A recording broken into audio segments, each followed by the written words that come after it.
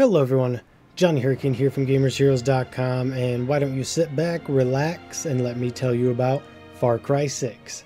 And before we go any further, a review copy was provided by the publisher. Far Cry 6 begins much like any other Far Cry game. The hero of the story, Danny in this case, is looking to flee to America to escape the tyrannical rule of the El Presidente, Anton Castillo.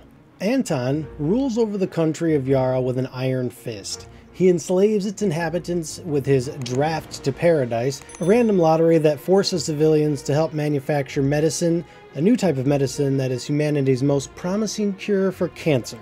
Look, if you've played Far Cry before, you know how it goes, right? You got the tyrannical ruler, you got the proud, resilient rebellion, a land rife with corruption, murder, and smuggling. It's all very familiar.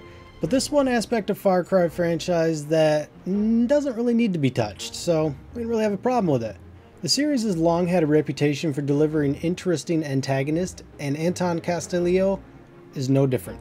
The Far Cry villains have always been more than just, simple bad guys created to fuel the antagonist's role. They are deep, intriguing, and often disturbing characters that have more depth than the heroes themselves.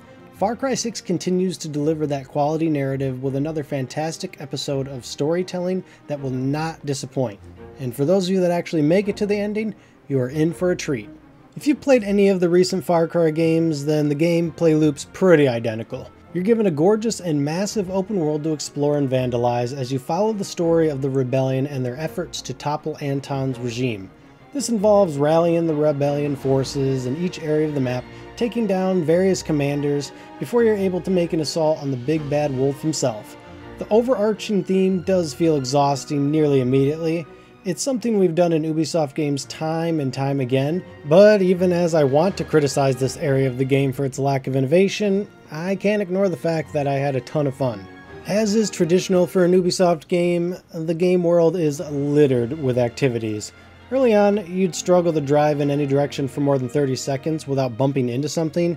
Anti-aircraft guns litter the hills of Yara, restricting the airspace, forcing you to use the dangerous roads and the hidden routes and paths. And then of course there's roadblocks, using spikes to disable the vehicles as they attempt to escape the vicious soldiers that roam the lands. There's also powerful FNB military bases that hold some of the most valuable and treasured resources on the island, as well as some extra weapons and hey, maybe a tank if you get lucky.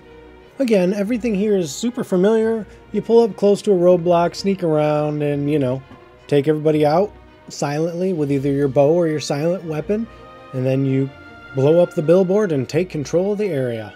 From there, it's pretty much the same every time. You go to a base and wingsuit wherever you want to go, because going up in the air is way quicker. Then you drop yourself down and do the next objective, and pretty much rinse and repeat. Go to the bases, go to the roadblocks, go to the ambushes, and maybe do a story mission here and there.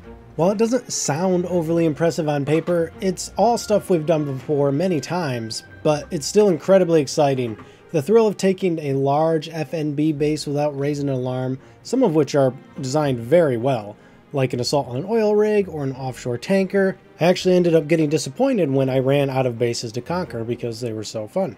Outside of the glorious combat, Far Cry introduces, or reintroduces in some cases, some supporting features that are definitely more than just a quick glance. Companions return in the form of amigos, colorful creatures that Danny can find by completing side quests called Yaran Stories. The amigos prove to be just as fun, wacky, and impactful as in the previous games.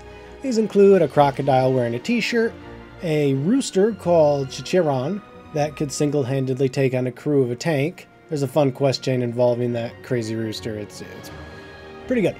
And a mythical panther whose stealth kills instantly evaporate the corpse of an enemy, which I actually haven't unlocked yet, so I don't have footage for.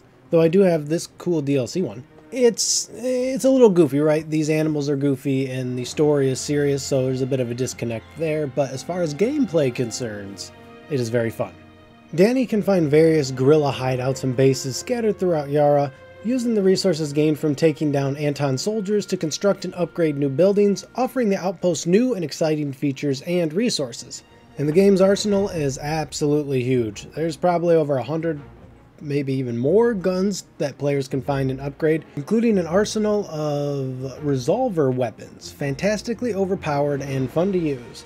There's also this thing called the Supremo. This is a backpack that basically acts as an ultimate. There's a couple of different things. There's a missile launcher, a fire ring, EMP, a poison launcher that'll turn enemies against each other, things like that. So what I'm getting at is that Far Cry 6 has plenty of tools for you to cause chaos with. However, if there was one single aspect of the game that really did need improving, it's the AI. The enemy soldiers are still as intelligent as a damp sponge. They'll leave a well-fortified bunker with an LMG emplacement to climb down a ladder to try to get behind you and shoot at you, but then they'll just sit behind a box and you'll get them. Or in this instance, they'll give up the high ground and use a zip line. The medic I understood because there's guys down here he could revive, but the sniper, I don't really know why he came down. I guess because he was the last guy? I don't know, but he probably should have stayed up there. Just don't go into this expecting a huge challenge from the AI. Still, even with the AI problems, Far Cry 6 is the most fun I've had in a Far Cry game in years, but it's not going to be for everyone. If you've grown tired of the gameplay loops of the Far Cry games previously, Far Cry 6 doesn't make much of an effort to change that up. However, if the thrill of carnage and combat still appeals, it's crazy, chaotic, and an absolute blast. Alright, that'll do it for me. If you liked what you saw and got what you needed, like, comment, subscribe. See you guys in the next video. Later, Gators.